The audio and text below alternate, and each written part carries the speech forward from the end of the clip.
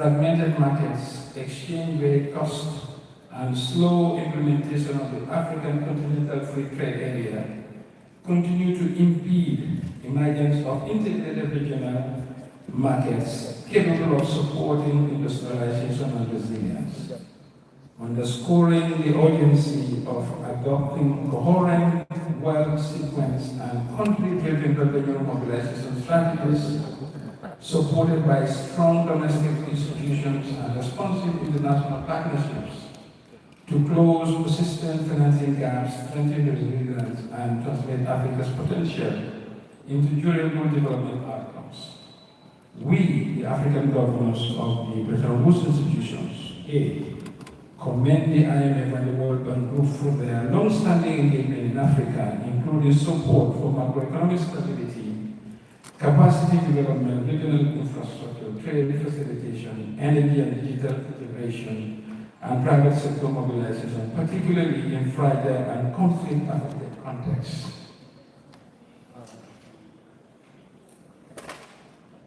Reaffirm our commitment to strengthening domestic resource mobilization, improve public financial management, deepening domestic capital markets, expanding access to finance for micro, small, and medium-sized enterprises, and advancing regional integration. We emphasize the importance of strengthening domestic resource mobilization as a cornerstone for restoring fiscal space, reducing reliance on external borrowing, and supporting inclusive growth, and call on the IMF and the World Bank Group to support the ongoing efforts by African countries to broaden that basis through economic diversification and enhanced productivity, whilst rationalizing tax expenditures, modernizing tax systems, curbing illicit financial flows, and enhancing tax administration by leveraging digitalization. Affirm that predictable, sustainable, and diversified financing is central to Africa's ability to advance structural transformation, strengthening macroeconomic stability, and finance long-term development priorities, particularly amid constrained fiscal space and heightened debt vulnerabilities. We call on the Bretton Woods institution to strengthen support for domestic resource mobilization, institutional resilience building, structural transformation, and private sector development. We also underscore the need for IMF to safeguard the long-term sustainability of the Poverty Reduction and Growth Trust and ensure further progress on quota and governance reforms to continue strengthening Africa's voice and representation. Reiterate our call for urgent reforms to the global debt resolution architecture in line with the second pillar of the joint IMF World Bank approach on stronger policy and institutional frameworks, including through improvements to the G20 Common Framework and the Global Sovereign Debt Roundtable. We welcome the launch of the borrowers' platforms on the sidelines of the 2026 IMF World Bank Group Spring meetings, which provides a dedicated space to strengthen debt management capacity, share expertise, and amplify borrowers' collective voice in the global debt negotiations. We call on all African countries to join the platform for greater coordination among African borrowers and better leveraging of experiences and best practices. Highlight the need to establish, deepen, and broaden domestic capital markets to mobilize long-term, low-cost, local currency financing for infrastructure, industrialization, and productive investment. While progress has been made in strengthening regulatory frameworks and developing market infrastructure, capital markets across the continent remain shallow, fragmented, and insufficiently liquid. We therefore call for the accelerated regional financial integration, greater innovation in financial instruments, and targeted technical assistance to build market depth, expand institutional investor base, and unlock domestic savings for Africa's development priorities. Recognize the vital role of the MSMEs as engines of job creation, inclusive growth, and poverty reduction, particularly for women and youth. We underscore the urgency of addressing persistent financing gaps and challenges of access to finance through coordinated approaches that strengthen financial infrastructure and expand access to appropriate financial products, enhance business capabilities, and deepen market linkages in partnership with the Bretton Woods institutions.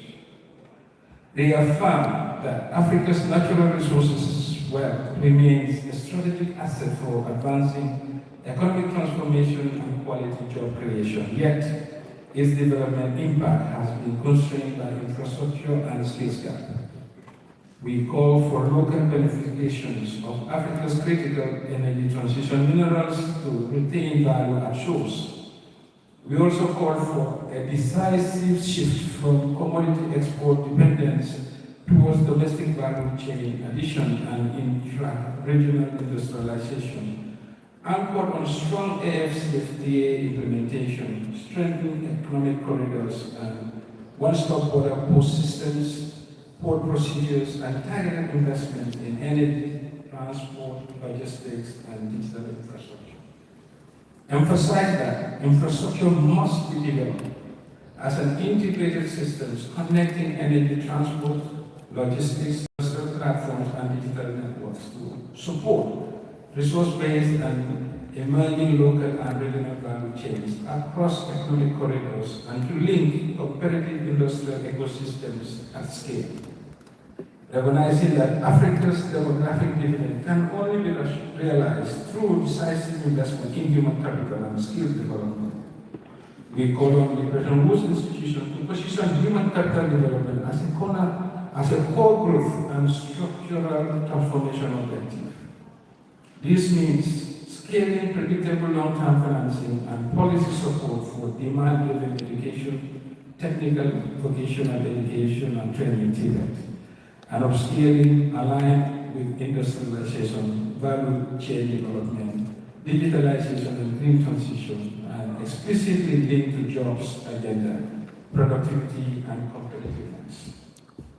Emphasize that delivery and impact should be strengthened through partnerships, regional approaches, and stronger focus on results, including deeper private sector engagement, regional skills, and qualification frameworks under the AFCFTA, and stronger data and outcomes measurements to ensure skills investments translate into employment, inclusion, and sustained economic transformation. We acknowledge the central role of the Bretton Woods institutions as trusted partners in supporting Africa's development agenda, and call for continued evolution in their engagement to ensure greater coherence, responsiveness, and alignment with Africa's structural transformation priorities.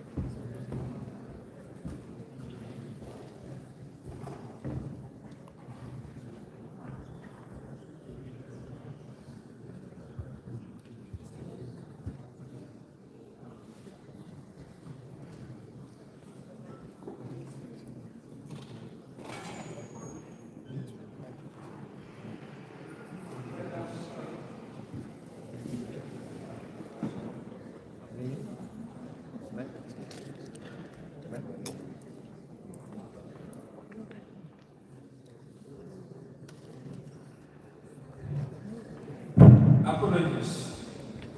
It shows you we are not out of the woods yet. We have to invest in energy more. And also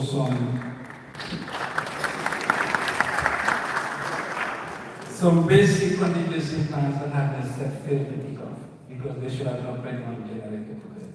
No allowance. Anyway, we'll get there. But it shows this is the reality of development. It could be more through what this. So apologies to the audience. Was on item J, if I recall. And once again, sincerest apologies. Emphasize that delivery and impact should be strengthened through partnerships, regional approaches, and stronger focus on results, including deeper private sector engagement, regional skills and qualification frameworks on the AFCFTA, and stronger data and outcome measurement to ensure skills, investments translate into employment, inclusion, and sustained economic transformation.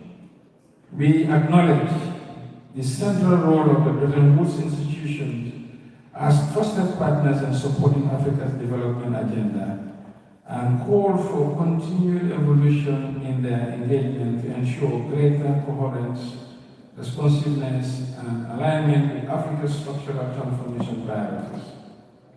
Renew our collective commitment to transforming Africa's economies through investment, innovation, and inclusion. We stand ready to deepen collaboration among ourselves to advance Africa's industrialization and call on the IMF and the World Bank Group and international partners to adopt the current instrument and advance sustainable, resilient, and job-rich growth that delivers tangible benefits for all Africans.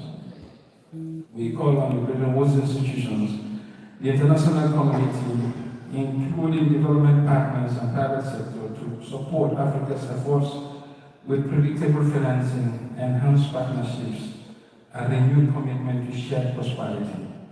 We further call for stronger support to establish an industrialization compact for Africa by 2035.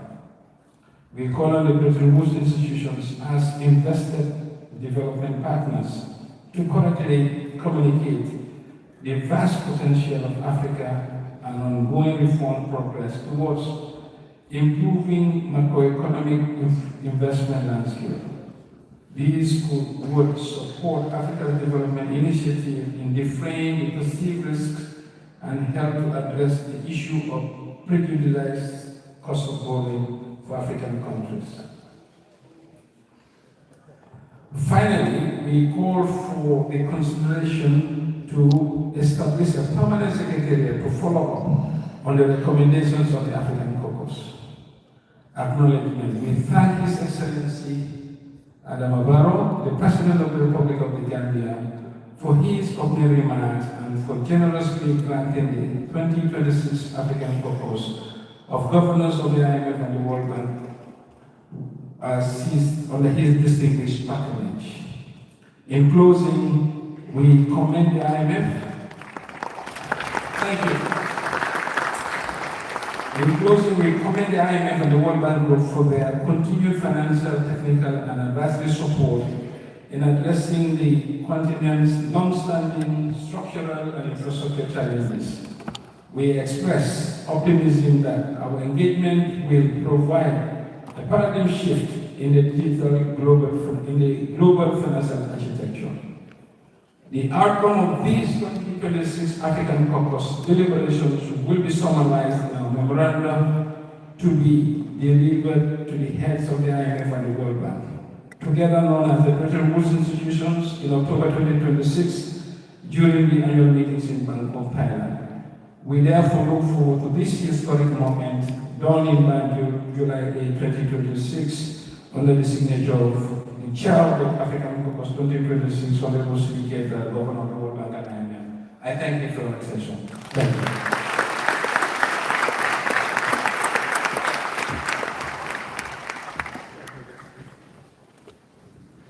Thank you so much. Until a few minutes ago, I was going to say power to the people. But when power walked out, I don't know what to say now. So we can still say half power to the people. Maybe 75% power, maybe 80%. But the 100 has eluded us.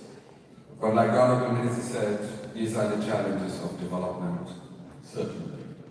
And one of the reasons we're here is to carve the way forward for all of us as a collective. And thank you, Honorable Minister, for that. The incoming chair for the African Caucus, the gentleman who said, because I threatened him, he had agreed that Gambian jollof is the best. So, sir, are we ready for your statement? The incoming chair, Republic of South Africa. Excellency, please.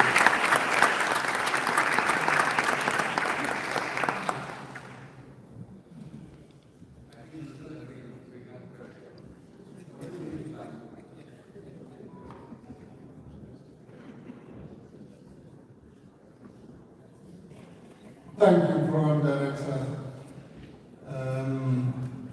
Fellow governors, on behalf of all African governors, I convey through you, Honorable Governor, sincere gratitude to the Republic of the Gambia and its people for graciously hosting this 2026 African Caucus. Your warm hospitality and meticulous arrangements fostered a comfortable and highly productive environment, leaving a long-lasting impression on all participants and reflecting the spirit of one Africa, united by a common vision of shared prosperity. Convened under the theme, Transforming Africa's Economies through Investment, Innovation and Inclusion. The caucus took place at a pivotal moment for the continent. Despite global volatility and tightening financial conditions, Africa's demographic dynamism, deepening regional integration, and resource endowment offer a strong platform for sustainable transformation. Discussion during the past 3 days, particularly on unlocking financial and leveraging national resources to create quality jobs and advance inclusive growth, clarified practical pathways to address persistent challenges and accelerate progress. In this context, we commend all presenters, panelists, and discussants for their rigorous analysis and thoughtful interventions, which elevated our deliberations and yielded clear, actionable recommendations. Taken together, these recommendations outline a practical roadmap to rebuild fiscal buffers, mobilize and de-risk investment, deepen domestic and regional capital markets, and accelerate value addition and economic diversification. Looking ahead, the African Caucus will remain a vital forum for advancing Africa's shared development objectives. Continued collaboration with partners, including the Bretton Woods institutions, will be essential for unlocking Africa's full potential. Sustained engagement on their agreed priorities will be the critical for translating dialogue into measurable results. As we bring this highly successful gathering to a close, allow me to express once again my deep appreciation to our hosts and to all colleagues whose commitment and collegiality made these meetings so meaningful. It is therefore both an honor and a privilege on behalf of the government of the Republic of South Africa to accept the responsibility of chairing the next African Caucus meeting. We will also be truly delighted to welcome you to South Africa for the 2027 African Caucus, and we look forward to hosting you in the spirit of African partnership and shared purposes. I must say, Chairperson, during lunch, there was a competition amongst some governors that I met as to where the venue should be in South Africa. Some of our neighbors, they say Johannesburg is too close to them, they don't want Johannesburg. Some were saying Cape Town would be Nigeria, and some said they've never touched Durban. They would prefer Durban. All I can assure you, in the light of the discussion, we'll give you a coast and I don't know which one. Thank you very much.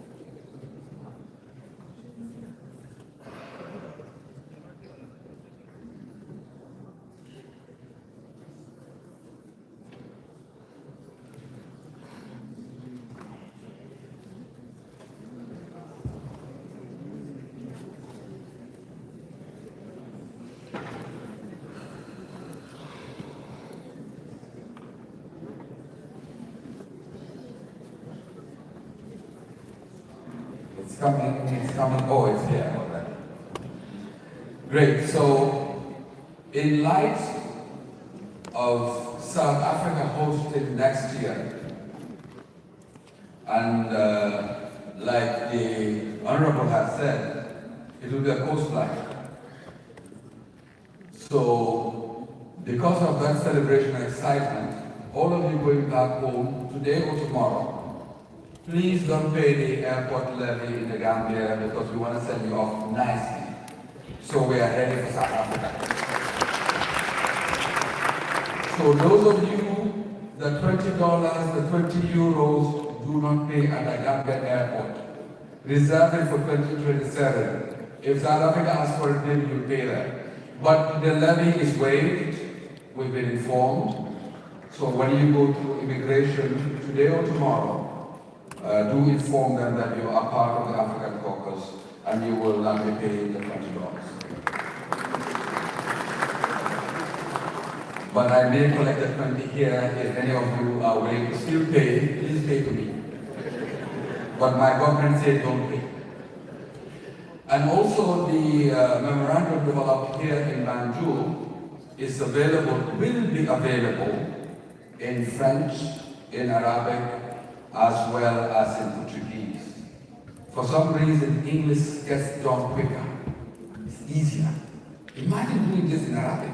Imagine that. Or Portuguese. Even French. Because for the French, everything has to be a man or a female. That's my trouble with French. The table has to be female or male.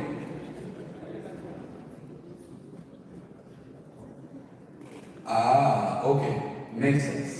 So please keep your badges for the airport because it's easier for them to identify you with that. So that you don't have to pay the $20. Thank you, Mr. Bojan. That makes a lot of sense. It's easier. Keep the badge and show them, hey, I'm part of the caucus. No payment. They told me. The MC said, Gambia said no payment. You're not paying. I'm not paying. So imagine in French. This is my trouble. All my life I've been learning French. But a table has to be a male or female, a chair has to be male or female. I find that problematic because sometimes I'm confused. Am I speaking about the table, the male, or the chair, the female? So Francophones, the document will be ready in French when we make that decision also. I'm trying to drag this a little bit because if that other speech comes, we are all leaving. I'm going to miss all of you guys so much that I don't want you to leave.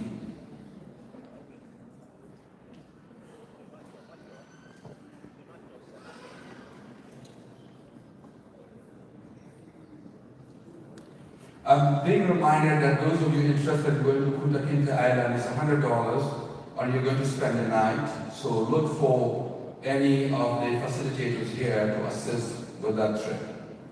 Those of you who are going tonight, bon voyage. Those of you who are staying with us, you can enjoy our food in this country is beautiful. Please, a round of applause for the food in Gambia. Yeah, wonderful. Really, our food is beautiful. And if you have not seen this country outside of this hall, please venture outside today. See somewhere. Befriend a Gambian. Why have you been in this country for 3 days? You have not met a Gambian friend? Collect a phone number, an email. So you can say, I have a Gambian friend. That says a lot. If you're African, it's a passport somewhere. I have a friend in the Gambia. His name is Kunta Kinte. It's really good to have. Ladies and gentlemen, it's been a pleasure hosting you guys for the last 3 days. And therefore, I'd like to call Dr. Zarao if there are any technical announcements before we bring this session to a close.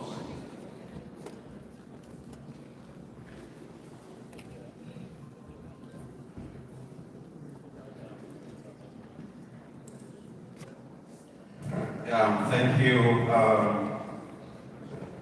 Mr. LC. Although that acronym for the economist means marginal cost. All right, so just a simple announcement. One, we encourage all our governors and their technical staff to send their comments, possibly, preferably on track changes, so that we know where we exactly want to improve the memorandum.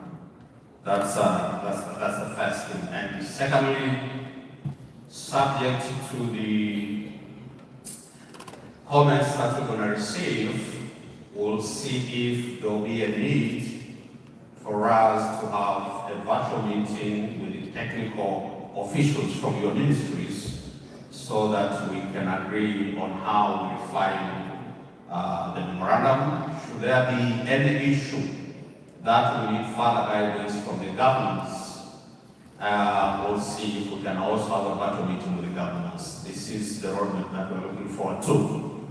On behalf of my fellow executive directors from the World Bank Group and the International Monetary Fund, we really value your guidance and support to the executive directors and the advisory teams that are really working on this. We are as effective as your support and guidance that you give us. So thank you so much. And as I said before, you may see this as a smaller piece of documents, but it has a huge impact on how we portray Africa within these institutions. As I always tell my governors, we're not just recipients of the World Bank and the IMF support. We are shareholders. So as the shareholders, we have our own rights and responsibilities. And let's make use of those. Thank you so much, governors.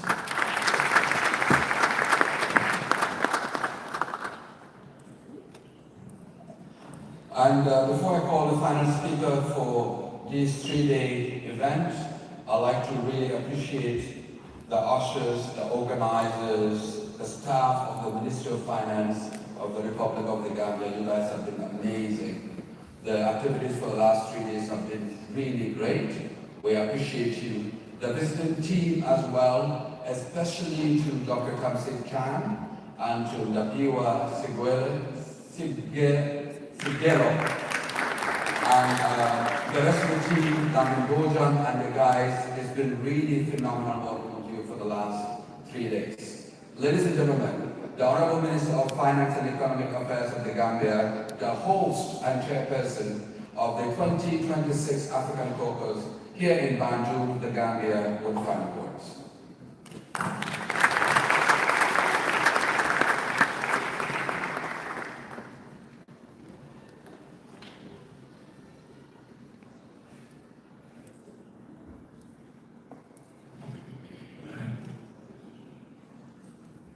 Good afternoon, all. But before I go on to my speech proper, we want to thank our partners displayed on the screen. The whole government machinery was behind this, led by His Excellency the President. And it's not only on the Gambian side. The team from the World Bank and IMF and all the other multilateral and bilateral institutions really partnered with us along this journey.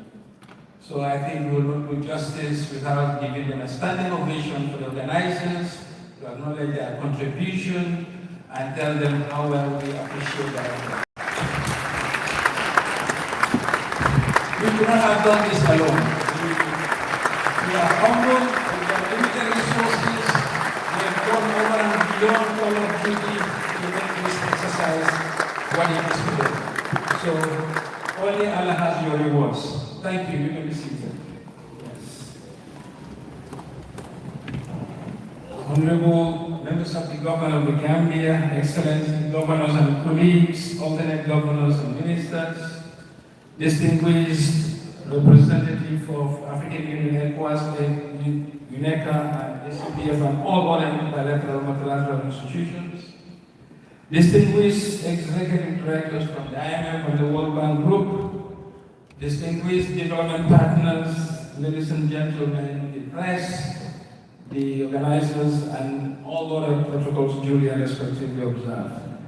As we bring the 2026 African Caucus to a close, it is befitting to reflect on the substance of this significance of our deliberation over the past 3 days. We've gathered in the spirit of solidarity, purpose, and shared responsibility to address issues shaping the African continent's future and to chart a path forward in a moment of both considerable challenges and promising opportunities. Our discussions have been candid, substantive, and forward-looking. We have examined challenges confronting Africa's economies, including constrained fiscal space, rising vulnerabilities, and increasing global uncertainties. At the same time, we have reaffirmed our confidence in Africa's immense potential, rooted in the resilience of our people and the values of our resources, pace of our innovation, and the promises of a deeper regional integration. Across all sessions, one message came out very clearly, that Africa's transformation is within reach. Achieving it, however, will require bold reforms, stronger institutions, sustained investments, and enduring partnerships. Guided by this year's theme, transforming Africa's economy through investment, innovation, and inclusion, we have reached a broad consensus on the priorities that must shape our policies in the years ahead. First, strengthening domestic resource mobilization to restore fiscal space and reduce debt vulnerabilities. Second, developing deeper and more resilient financial systems and domestic capital markets to mobilizing long-term investments. Third, enabling the growth of the MSMEs and attracting private capital as drivers of growth, productivity, and job creation. Fourth, leveraging Africa's natural resource endowments through value addition, industrialization, and infrastructure development. Finally, investing in human capital to build a skilled, resilient, and future-ready workforce. Taken together, these priorities reflect a shared vision of Africa's economies that are more diversified, inclusive, and resilient to future shocks. Your Excellencies, this caucus has once again demonstrated the importance of a strong and united African voice in our engagement with the British institutions. We have spoken with clarity about the need for closer alignment with Africa's development priorities, stronger coordination and greater responsiveness, more effective support for implementation of development priorities at country level. Our unity remains one of our greatest assets and will continue to enhance the effectiveness of our engagement with global partners.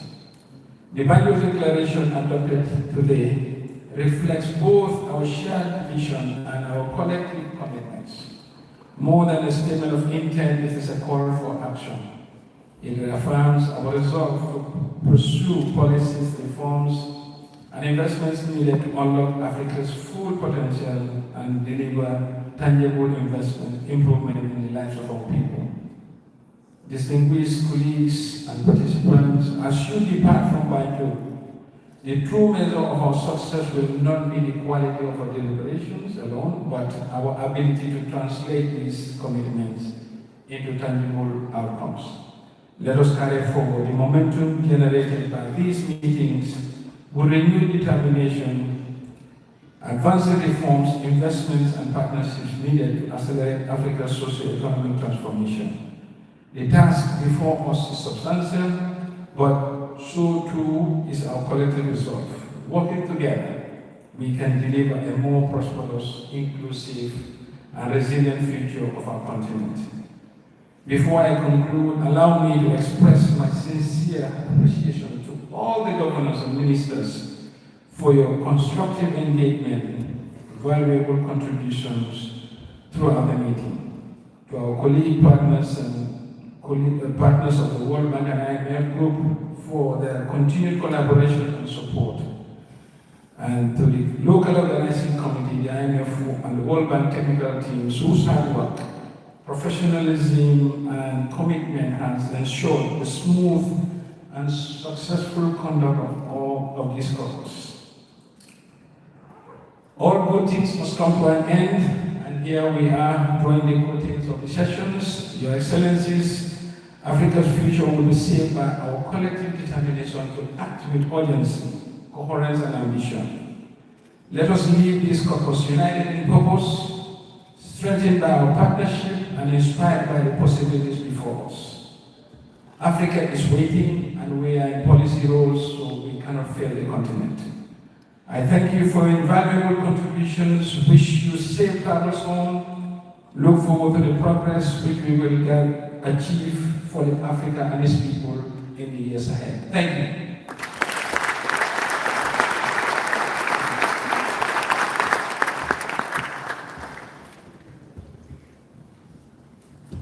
Thank you so much, Honorable Minister. Ladies and gentlemen, Excellencies, distinguished guests, I know you don't want to leave, but please, you can leave. Thank you for coming.